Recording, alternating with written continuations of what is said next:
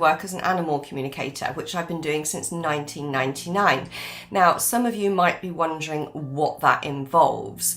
And the basis of it is basically speaking to animals, okay? Now, I'm aware that that sounds a little bit wacky, a little bit strange, but bear with me.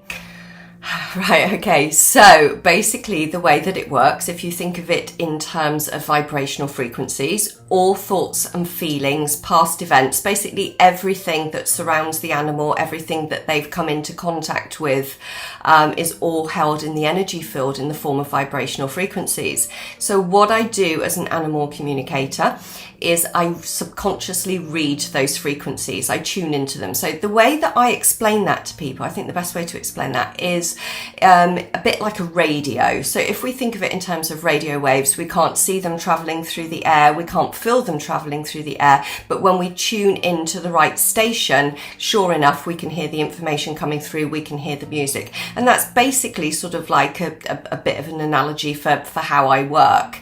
So once that information comes through, it's down to me to decipher it, work out what it means, because that doesn't just come through in the form of words, it will come through in the form of words, pictures and feelings. A little bit like a jigsaw puzzle that you've then kind of got to group all the information together and also assess the feeling behind it as well, because feelings will come with that too, and deciphering it all. So psychology plays a huge role as well, because it's not always just about what the animal's saying, it's also about what they're not saying. It's about the pauses, it's about the changes in pitch, and basically about everything else, you know, all that sort of paralanguage that's also going on as well.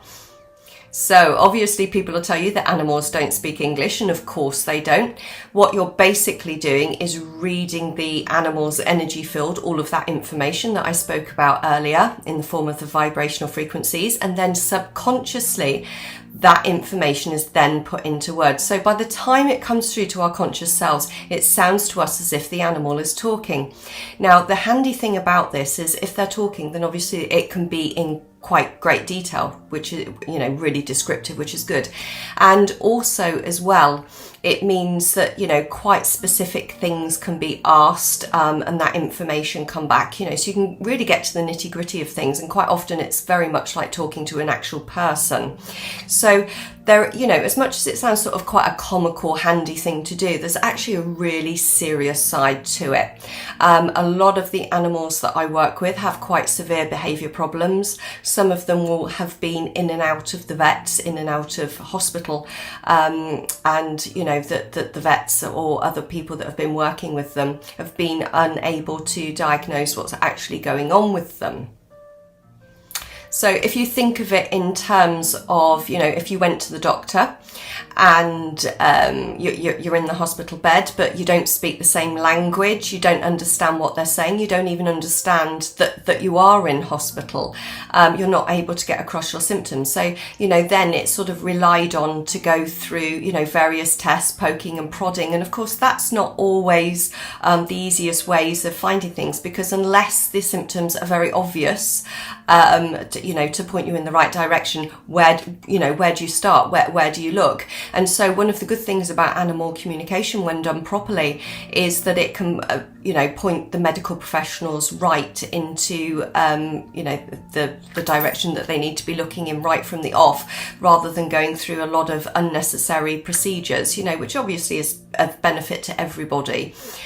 So that's one of the ways that we work with it as well. And the other thing to consider as well, I mean, if you were to think of like a horse, for instance, one of the cases that I've worked on was where a horse was nerve blocked in its supposed lame leg, and they still weren't able to find what exactly was going on. The communication actually showed up that the horse was actually lame in the other 3 legs, and so the leg that was presenting as lame was actually the compensatory leg, was actually the only sound leg that the horse had. So that'll kind of give you an idea of how important it can be, because, you know, once you've ruled that out with the nerve blocks, you know, where do you go? So no, there is very much a serious side to my work, and also the behavioural side as well, because, you know, it's one of those things, you know, there could be 100 different reasons for a certain behaviour, and why is it occurring in that individual? So that's one of the other things that I look at, ridden issues, the fitting of tack, lots of different different things. Basically, whatever you think that you could ask an animal about is the things that I ask about. The only things that I don't work with are lost and stolen animals, and the reason for that is it's highly stressful. It's a field that a lot of us communicators don't work in, and it's the animal can be on the move as well. If they're describing what they can see, it still doesn't mean that you can locate them. They could be the other side of the country. For instance, a cat that's got into a moving vehicle, you may have little chance of finding them. It can be a really difficult one that can span over weeks, months, and even years. So that's one thing, it kind of gets my heart going a little bit. I find it hard to concentrate. So that's the one area that I don't work in. I do work, as I've said, with the medical enigmas. I do work with the behaviour, and I do work also with end of life, because that's one of the biggest things that comes up in end of life with animals, when they're really struggling or elderly, and the health is badly declining, that people, quite often have the understanding that they feel it's time for that one last trip to the vet. But at the same time, people often, they second guess themselves, they second question themselves, and they're not always sure if they're doing the right thing. So sometimes that's something that I'm able to also help with. So basically anything that you can think of is something that can be asked through animal communication. But the two of the difficult questions to ask, two of them, because of the way that it works, is age. You can kind of get age sort of down roughly, and also pregnancy is a difficult one as well, because of the hormones involved. It can be that phantom pregnancies, or an animal can honestly believe that they are pregnant because of what they're feeling and experiencing. So yeah, those are sort of two of the things that are difficult, but aside from that, pretty much it works for anything.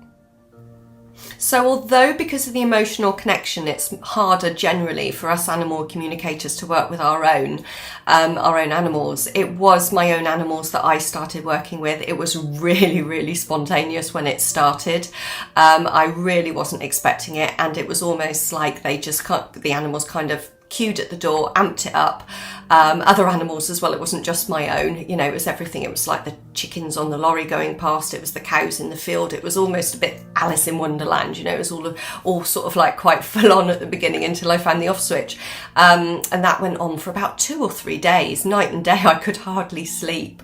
But now, since then, obviously I learned to sort of tune out as I needed to. It's a little bit like going back to the radio again, the tuning in, the tuning out.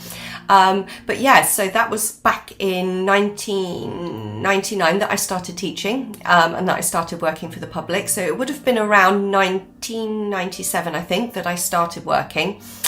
Started with animal communication when I started hearing animals, and I sort of tested myself out for about a good 18 months, if not more. So basically plagued my friends every time they were having like the vet out or the chiropractor. I plagued them to let me have a look at their horse first or their dog first, so that I could assess everything. So I was getting the feedback, I wanted to know about my accuracy. But since then, my work's been shown up to be correct through lots of different things from a medical point of view. So yeah, so I had to be happy that before I worked with other people's animals, and before I was advising them, that I was basically good enough to be doing the job in order to help people, that I felt comfortable enough integrity wise that I was doing the right thing. So as I said, I used to do teaching, and teaching is something that I still do. I used to travel around the country, but due to health, I don't anymore.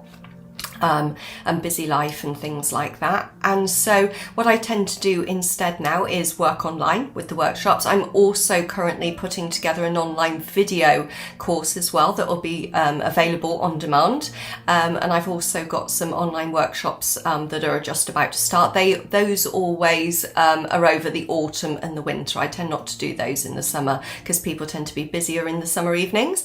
So keep an eye on the website. I will add a bit at the end of the video, but I will also put a link down in the description as well, so that you'll be able to find your way to my animal related website if that's something that you are interested in, because everybody is capable of doing animal communication. It's only our what would you call it, a lack of confidence, I suppose, our lack of confidence in ourselves, or even our fears, especially if we're working with our own animals, or if there's something that we're scared of hearing that we can block. Aside from that, anybody can learn to communicate with animals. It's something that's available to all of us, although it's a little bit like playing piano in the Albert Hall. Some of us will make it, some of us won't, from a professional point of view. But yeah, it's something that anybody can do. And at the end of the day, it makes animal lives so much easier. One of the things, you know, if somebody was to say to me, what's the biggest thing that an animal needs from a person? It's not food, it's not being brushed, it's not going for walks, it's to be acknowledged, it's to be seen for who they are, it's to be heard and have their frustrations, their loves, their woes, their absolute everything. It's to be acknowledged, not just to be walked past, patted on the head, or seen as part of the furniture. It's to really, really be seen. So the next time you see your animal, give them a hug. Only if they like a hug, give them a hug, and see them, look into their eyes, see them for who they are, and start wondering what's going on in their head, because that's something that you can find out if you really want to, in order to enrich their lives and your relationship with them. Okay, so lovely viewers, that's the end of today's video, and I will be doing some more on animal communication, sort of like 10 tips in order to communicate with your animals, that kind of thing. So, and I'll be grouping them together in a playlist further down the line once those are done. And so yeah, keep a lookout. Until then, keep shining, and I will speak to you soon. Take care. Bye.